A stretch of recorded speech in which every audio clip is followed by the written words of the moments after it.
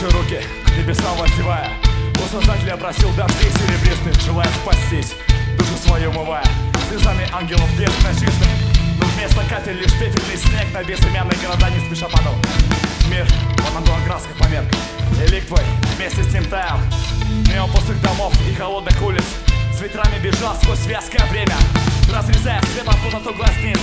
В глубине души своей ненависть грея, умчавшись из долин бетонных, яро пытался найти себе место, рисуя приюты в лужах бездонных. И солнце, чтобы согреть,